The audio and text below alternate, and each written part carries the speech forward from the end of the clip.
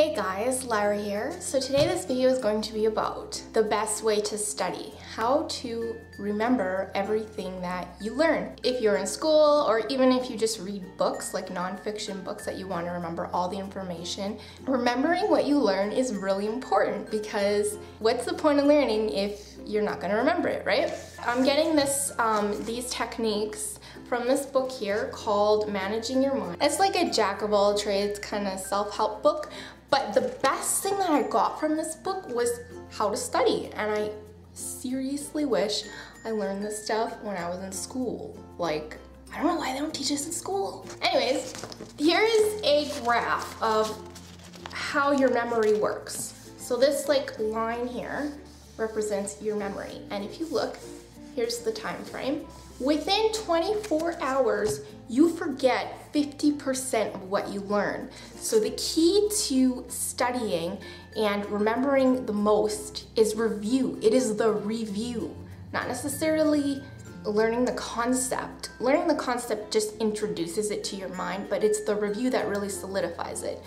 And they suggest that when you learn a new concept in this book, so this book's based on the findings in psychological research and studies about the memory, so like it's research backed. They suggest that when you first learn a concept, you review it 10 minutes later, and I'll come back to that so that you know what I mean. Review it 10 minutes after you learn it, then you review it a day after you learn it, then you review it a week after you learn it, and then a month. By then you should remember it. So they give you a really great suggestion.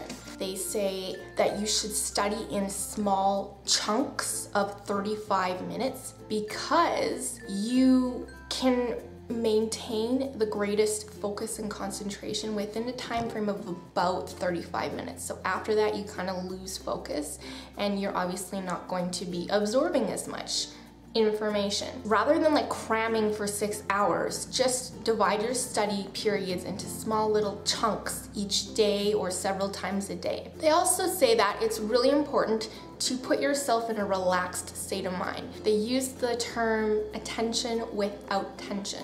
So if you're like really stressed out and, you know, emotionally charged, you're not going to be taking in as much. Whereas if you're relaxed and you're more open and you're more loose, and obviously your mind is more open and more willing to take things in. So it's really important, if you like to meditate, go like meditate for 10 minutes before you study. Put yourself in that calm state of mind, or whatever you do to calm yourself down, do that before you study or learn something. And then they suggest that you use this 35-minute time frame, and in the first 20 minutes, learn whatever the new concept is that you want to learn, okay? And take notes or whatever you do to learn.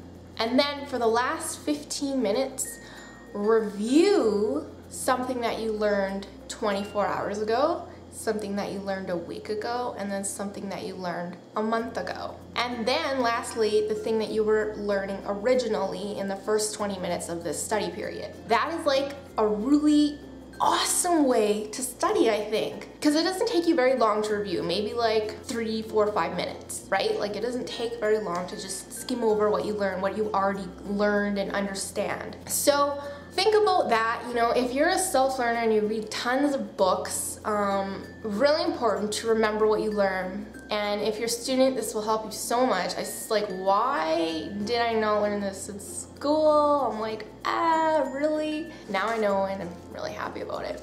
So I hope this helps you guys out, and I will see you next time. Bye. Hey guys, Lyra here. So today we are going to be talking about how to let go of a grudge. I'm going to give you 2 techniques that you can use that will help you to forgive someone else or perhaps yourself.